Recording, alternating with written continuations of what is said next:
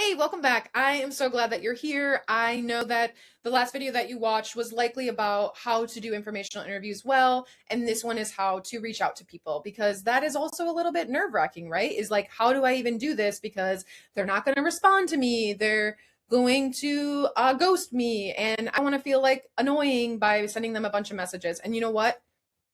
That makes sense. Of course, you don't want to feel like you don't belong. That's like a main fear that we have as humans is that we feel like we're being too much or we're not enough.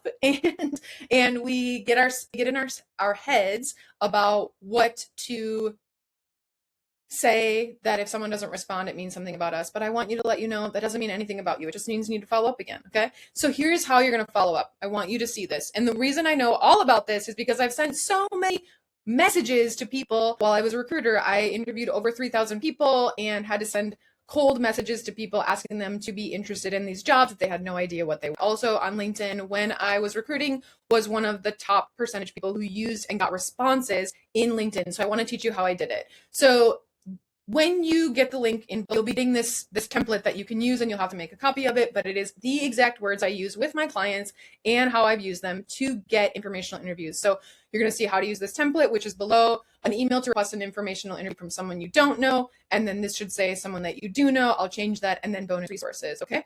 So the email samples and templates to ask for informational interviews. I want you to use this template.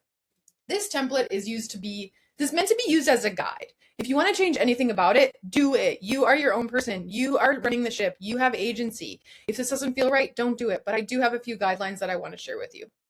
So first, keep it short and simple. You don't need to go on a diatribe or like your soapbox about why you're a great candidate, why you should talk to this person, all of your experiences. Keep it short and simple and to the point.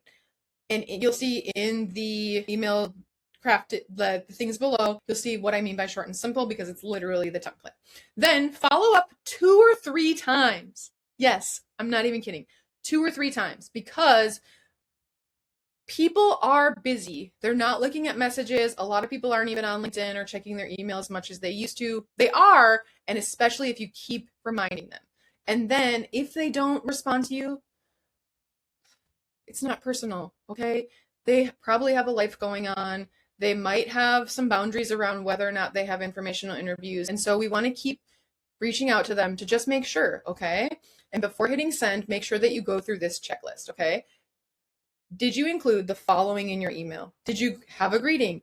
Hey, Cole. Hey, Sarah. Hi, Dr. Smith. And then flattery. I loved the work that you're doing for XYZ. I really appreciate how you post about this. I would be honored to talk to you about this because I was so impressed when I saw it on LinkedIn. If you see an article that they've written, if you see something that they've won, if you notice that they're really excited about something, or even something more mundane as like, oh, I saw that we went to the same school, or oh, I saw that you also love baseball, whatever it is. Oh, that's hilarious. I said it. And say, like, create a connection with them. Flattery. The reason I choose to put flattery first is because people love to be appreciated. People love to be noticed. You know this. This isn't new for you to understand, okay? Also, then make a direct ask to meet or call. Don't be around the bush. Where did that come from? Don't beat around the bush. Be very direct. I would like to talk to you about X. I would love to meet with you. I see that we both live in San Francisco. Would you be open to having coffee? Do you prefer a call? And then offer your availability, specific availability, like these dates and this time. Make it very easy for them to say yes, or to say 2:00 Tuesday. Because if you're why do this is because if I, for example, get a message from someone and it says, do you want to meet for coffee? I'm like, I don't know. Like, let me look at my calendar. Let me look what my children need me to do. Like, but if someone is like, can you meet on Tuesday at 2:00?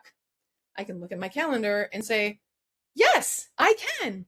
But if I have to like do any homework or mental gymnastics about whether or not I can, like, let me see if they message me again to see if they actually want this. Okay. And often if someone doesn't reach out to me 2 times for an informational interview, I probably won't message them because I just want to see if they're like interested, right? If they're just like doing this today, cool. But if they did it again, then I feel good about it. What about you? Have you been reached out to for an informational interview before? And have you said yes or no? and then make a closing.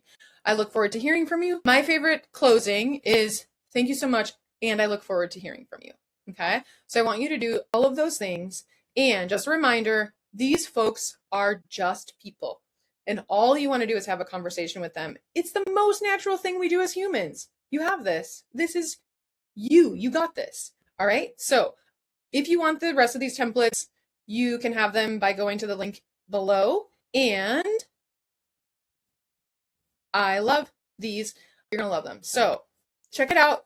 Go to the link below. Grab it if you want these templates. And the reason I want you to reach out to people and get good practice is because of our desire and connection to just like reach out to people. And I don't want this, the writing part, of making it weird. You can ask AI to fix it for you, but I would rather you start it on your own to like have some real connection. Because what we need right now, while AI is taking the world over, especially in San Francisco, what we need is more connection and more humanness. And your agency and your spark is what's needed to get people to connect with you. So do not leave that out. Do not let AI just send a benign email to someone. Like, really, if you want to talk to someone, make sure that energy is inside of it and make sure that you reach out. Okay, so that's it for today.